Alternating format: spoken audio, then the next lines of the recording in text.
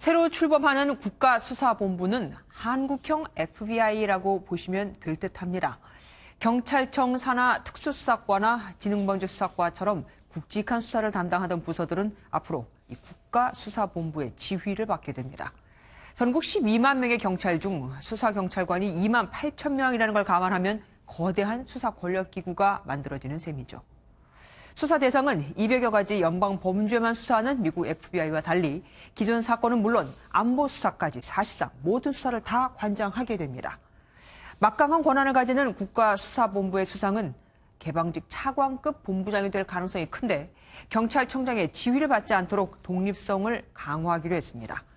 오늘 회의에서 조국 청와대 민정수석은 구속된 강신명 전 경찰청장을 예로 들면서 정부와 경찰의 정치 개입을 법으로 막겠다고 했습니다. 하지만 검찰은 실효성이 없다고 주장합니다. 계속 경찰이 정보는 모을 거라 이거죠.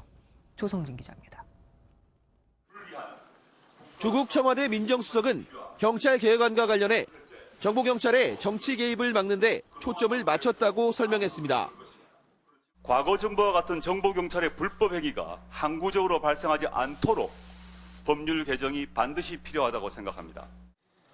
박근혜 정부 당시 총선 보고서를 작성했다가 구속된 강신명 전 경찰청장의 사건을 염두에 둔 것으로 풀이됩니다. 조 수석은 정보경찰을 분리해야 한다는 검찰의 요구를 받아들여 정보경찰의 활동 범위를 공공안녕을 위한 정보 수집으로 제한하고 정치에 개입하면 형사처벌하도록 했습니다. 문재인 정부는 정보경찰을 과거와 같이 활용하지도 않을 것이며 정치에 개입하지도 않을 것이며 민간인을 사찰할 일은 있을 수도 없을 것입니다. 하지만 검찰 측 반응은 싸늘합니다.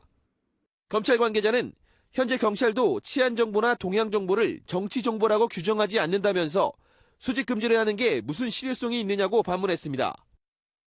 개혁 대상인 정보경찰들은 불안감에 떨고 있습니다. 개혁을 한다고 하면은 그럼 아예 없애라는 소리냐라는 말까지 나올 정도로 좀 많이 사기가 저하된 거는 또 사실입니다. 정보경찰을 어떻게 운영하느냐를 놓고 시각 차이가 큰 만큼 검경 갈등이 쉽게 가라앉지 않을 전망입니다. MBN 뉴스 조성진입니다.